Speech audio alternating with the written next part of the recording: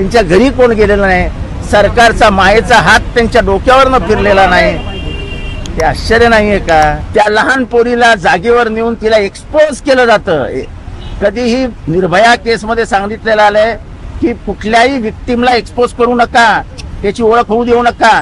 तुम्ही त्यांना शाळेत घेऊन जाता, बलात्कार कुठे झाला, कसा झाला, काय झाला, त्या बालिकेच्या मनावर परिणाम नाही होणार? मला एक मिनिट साहेब बोलतो. हॅलो, हा साहेब बोला. कोण? पुजारी मल्लिकार्जुन, तू कुठल्या तरी एका माणसाला ब्लॅकमेल करतोय ते कुठल्या तरी एका पोरीवरनं. तुमच्याकडे आले का साहेब? अरे माझ्याकडे नाही, ते शरद पवार साहेबांनी प्रफुल्ल पटेलकडे गेले.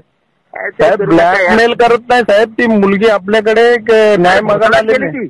काहीतरी करता नको ते उद्योग बेंच. मी काय केलं साहेब? मी त्याला थोडी ब्लॅकमेल केलं. मालक दिला, टी सिरीजचा मालक आहे तो समोर. हो साहेब माहिती आहे मला, ती मुलगी आत्महत्या करायला गेली होती म्हणून माझ्याकडे. मरू दे तिला, तू कशाला बदनाम होतो त्याच्यामध्ये? मी काय बदनाम? मी काय त्याला काय बोललो का साहेब? मी काहीच नाही बोललो ना, फक्त तोच मला बोलला की त्या मुलीला समजावा, गुन्हा दाखल करू देऊ नका. बोलला मी काय समजावणार बाबा, तुझं काय असेल तर. तो येऊन भेटून गेला मला नवी मुंबईमध्ये, बोलला मी समजावतो त्या मुलीला. ब्लॅकमेलचं काय विषय? त्याच्यामध्ये पडू नको, त्याला सांग तुझं तू बस.